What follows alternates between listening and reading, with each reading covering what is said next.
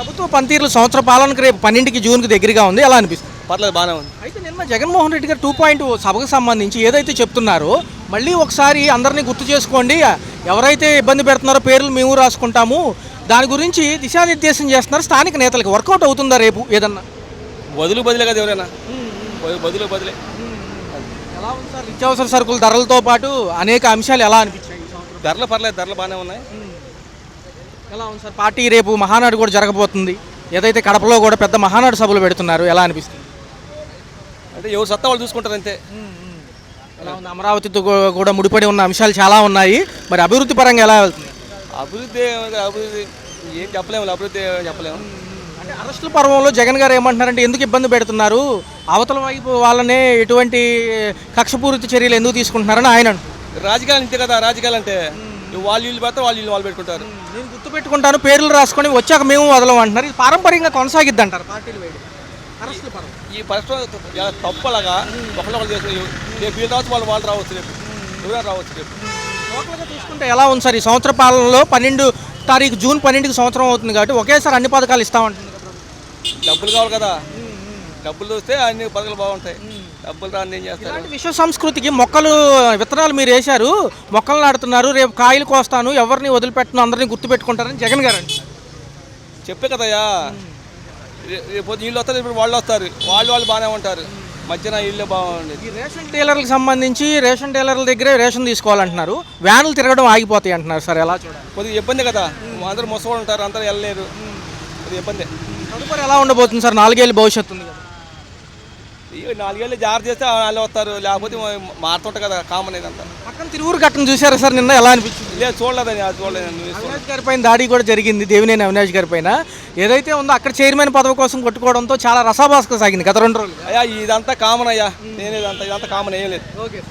అట్లయితే జగన్ 2.0లో కార్యకర్తలకు అన్యాయం జరగదంటున్నారు. నిన్న కూడా సభా సమావేశంలో పెట్టారు, తాడేపల్లి క్యాంపు కార్యాలయంలో స్థానిక జిల్లా నేతలతో మాట్లాడుతున్నారు.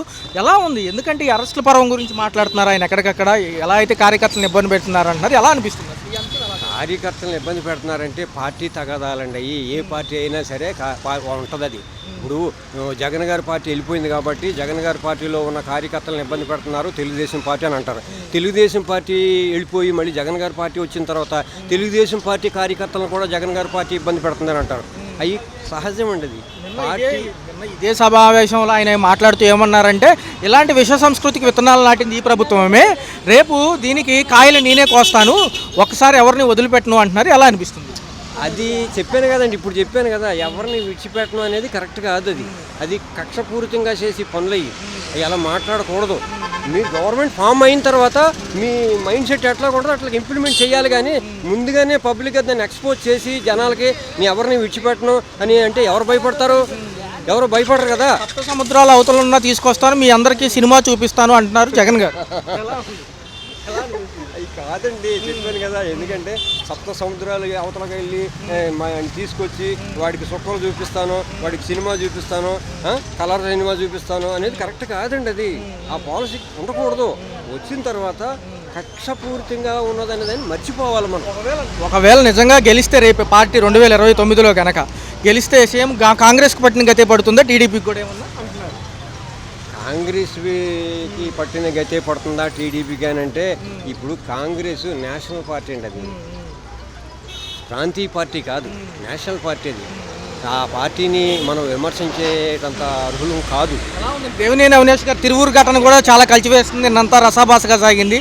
మాజీ ఏదైతే ఉప ఎన్నిక చైర్మన్ పదవికి చాలా గందరగోళం, అది నాకు అంతవరకు తెలియదు. అవినాష్ గారు అక్కడ ఇంప్లిమెంట్ బాగానే చేస్తున్నారు, కానీ మరి అది ఎంతవరకు వస్తుంది ఏంటనేది అంత. సంవత్సర పాలన ఎలా అనిపిస్తుంది? సంవత్సరం పాలన అంటే ఇంకా మనం ఎలాగనిపిస్తుంది అంటే, ఇప్పుడు ఈ లేబర్కి ఇంప్లిమెంట్ చేసి అన్నీ ఇంప్లిమెంట్ కాలేదు పూర్తిగా.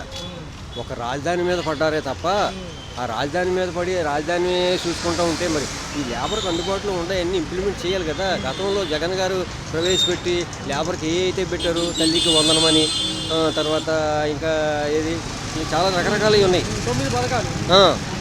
ఆ 9 పథకాలు మరి ఇంప్లిమెంట్ చేయాలి. మరి ఇంప్లిమెంట్ చేయకుండా మరి వీళ్ళు ఇబ్బంది పడుతున్నారు కదా, లేబర్ ఇబ్బంది పడుతున్నారు కదా. మరి అవన్నీ మీకు అనుకూలాన్ని బట్టి ప్రభుత్వం చేయాలి. అది మరి సాధ్యాలను బట్టి అది వాళ్ళకి తెలుస్తుంది. గవర్నమెంట్ దగ్గర డబ్బు ఉందా లేదా మరి చెయ్యాలా చేయకూడదా అనేది వాళ్ళ ఇష్టాలను బట్టి ఉంటుందండి. గవర్నమెంట్ ఆ ఇష్టాన్ని బట్టి ఉంటుంది. ఈ రేషన్కి సంబంధించి వ్యాన్లు కూడా ఆపేయడం జరిగింది సార్. ఓన్లీ డీలర్ల దగ్గర యాస్టీస్గా గత ప్రభుత్వ హయాముల్లో ఎలా అయితే ఉందో అలాగే తీసుకోవాలంటున్నారు.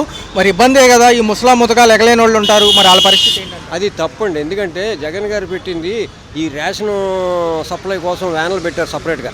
ఆ వ్యాన్లో డోర్ టు డోర్ సప్లై చేయడం కోసం పెట్టారు.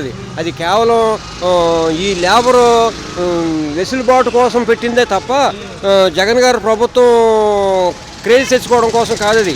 ఎందుకంటే రేషన్ డిపోలకు వెళ్ళి రేషన్ డిపోల్లో లైన్లో నిలబడి తోపులాడుకుని ఆడేమో వెనక ముందని చెప్పేసి తర్వాత కొంతమందికి ఇచ్చిన తర్వాత రేషన్ అయిపోయిందని ఎన్నో ఇబ్బందులు పడ్డారు. అటువంటిది లేకుండా నేరుగా మీ సెంటర్కి మీ ఇంటికి వచ్చి రేషన్ డెలివరీ చేస్తుంది కదా, అటువంటి మంచి పథకాన్ని రిమూవ్ చేయడం అనేది కరెక్ట్ కాదు. అది కేవలం ఈ లేబర్ని ఇబ్బంది పెట్టినట్టు అవుతుంది. వచ్చి సంవత్సరం అవుతుంది, ప్రభుత్వ పరిపాలన ఎలా ఉంది ఆంధ్రప్రదేశ్? చాలా బాగుందండి, చాలా సూపర్గా ఉంది.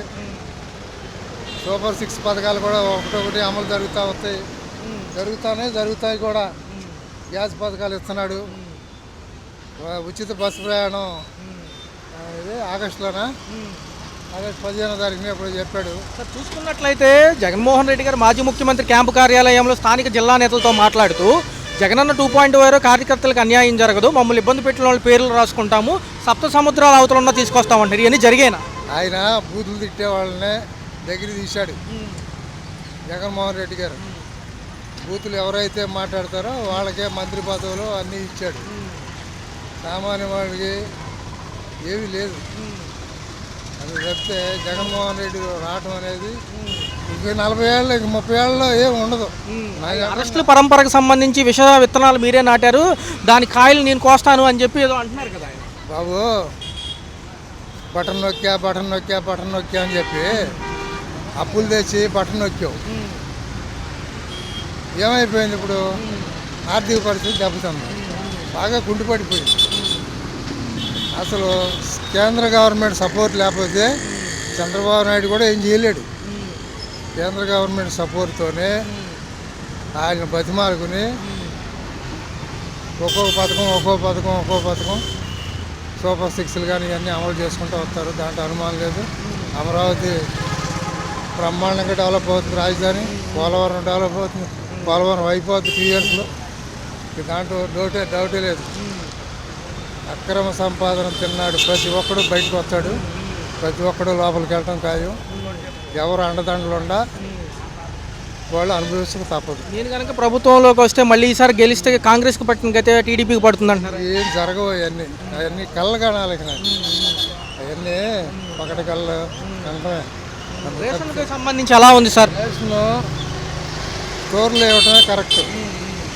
ఈ డోర్ డెలివరీ అంటే మొత్తం దోసేస్తున్నారు. అంటే టన్నులు వెళ్ళిపోతున్నాయి బయటకు. రేషన్ షాపులో ఇవ్వటం కరెక్టు. వాళ్ళ డబ్బులు ఉండొచ్చు, మీరు వ్యాన్ వస్తుంది కుయ్యి అంట, మా దగ్గర డబ్బులు ఉండవు. మా దగ్గర డబ్బులు లేనప్పుడు మరి తీసుకోలేము. అదే రేషన్ షాపులో అంటే 10 రోజులకైనా వెళ్ళి తీసుకుంటాం. ఎలా ఉంది సార్? మహానాడు సభలు కూడా జరగబోతున్నాయి, మినీ మహానాడులు కూడా జరుగుతున్నాయి. బాగా జరుగుతాయి బాబు, దాంట్లో ఇంకేం అనుమానం ఉండదు. సార్ జస్ట్ ఏం చేస్తుంటారు, పేరేంటి? నా పేరు దయానందరావు అండి. నేను వ్యవసాయం చేస్తూ ఉంటాను. ఎలా ఉంది సార్ రాష్ట్ర ప్రభుత్వ పరిపాలన ఎలా ఉంది? రాష్ట్ర ప్రభుత్వ పరిపాలన ఎలా ఉంది? రాష్ట్ర పరిపాలన బాగానే ఉందండి.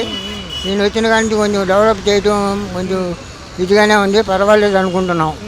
ఒక పక్క ఈ మాజీ ముఖ్యమంత్రి జగన్ గారు కూడా స్థానిక నేతలతో భేటీలు అవుతున్నారు కేంద్ర కార్యాలయంలో. ఆయన ఏమంటున్నారంటే, ఇప్పుడు వరకు ఇబ్బంది పెట్టిన నాయకులందరినీ నేను పేర్లు నోట్ చేసుకుంటాను, మీరు కూడా నోట్ చేసుకోండి, రేపు మన ప్రభుత్వం వచ్చాక గతంలో కాంగ్రెస్ పట్టిన గతే పడుతుంది టీడీపీకి అంటారు. ఆయన వచ్చే అవకాశం ఎంతవరకు ఉందండి? ఏమన్నా వస్తుందో రాదో చెప్పలేం కదండి. అలాంటి మాట్లాడటం తప్పు కదండి ఎవరమైనా. ఇప్పుడు రేపు నేను వస్తాను, ఈయన మళ్ళీ అలాగే కొడతాను చేస్తాను అంటే అలా చేయబట్టే కదా మనం ఒకసారి దెబ్బ తినిపోయామనేది ఉండాలి కదా ఏ మంచికైనా. అందువల్ల అది తప్పు అని చెప్పేసి మేము అనుకుంటున్నామండి. ఎవరైతే మమ్మల్ని కేసుల్లో అరెస్టుల పర్వంలో వాంటెడ్గా ఏమీ లేకపోయినా పెడుతున్నారో వాళ్ళకి సినిమా చూపిస్తారు రేపు వచ్చేది మా ప్రభుత్వమే, ఎవరిని వదిలిపెట్టనంటున్నారు. ప్రజాస్వామ్యంలో అలాంటి తప్పు అని చెప్పేసి మేము అనుకుంటున్నాం అయ్యా. ఎవరైనా సరైన పరిపాలన విధానంలో ఉంటేనే కదా ప్రజలు మనకు ఓటు అనేది చేస్తారు. అలా కానప్పుడు ఇలా బెదిరిస్తున్నాం అంటే ఇది ఒక రబడీయిజం కింద వచ్చి కూడా అనేకమైనటువంటి కావచ్చు అని నేను అనుకుంటున్నాను. సార్ మరొక అంశం చూసుకుంటే ఎలా ఉంది సార్, మహానాడు సభలు మినీ మహానాడులు జరుగుతున్నాయి. రేపు కడపలో జరగబోయే మహానాడు 3 రోజులు ఉందంటున్నారు, 27, 28, 29 మే. ఎలా ఉండబోతుంది? ఇవన్నీ రాజకీయ వీటి కోసం వాళ్ళ యొక్క అభివృద్ధి కోసం చేసుకునే పనులండి. అందువల్ల చెప్పేసి ఎక్కడ పెట్టినా ఏదైనా మీటింగ్ పెడుతున్నామంటే అది ప్రజా శ్రేయస్ కోసం ఉండాల్సిందే తప్ప మరొక విధంగా ఉంటే అది మనం మెచ్చుకోం కదండి అని చెప్పేసి అది కూడా సక్సెస్ అవుతుందనే అనుకుంటున్నాం. ఎలా ఉంది సార్, ఒకే రోజు జూన్ 12 4 పథకాలు ఉన్నాయి.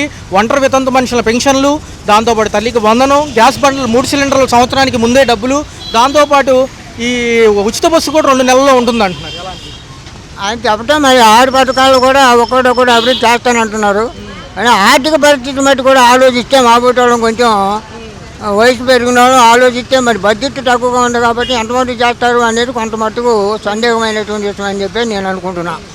ఏమంటున్నారండి జగన్ గారు, మేము అరెస్టులకు సిద్ధమే, ఇలాంటి మేము ఎన్నో చూసాం గతంలో, మా ప్రభుత్వాలు వచ్చాక 7 సముద్రాల అవతల ఉన్న తీసుకొస్తాం.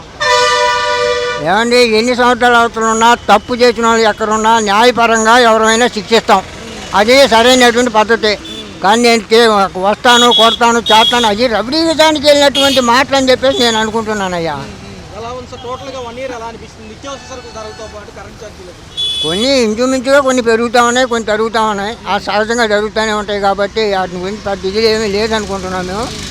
పోలవరం కూడా అమరావతి పోలవరం కూడా అవి కూడా మంచి దీంట్లోనే ఉన్నాయి ఇప్పుడు. ఎందుకంటే ఆయన అభివృద్ధి చేయడానికి సిద్ధపడ్డాడు, ఎంతో దెబ్బతినిపోయినాయి. అలాంటి అభివృద్ధి అయితే రేపు రాష్ట్రం దేనికైనా అభివృద్ధి అని చెప్పేసి మా ఫోటోలో అంచనా అయ్యా.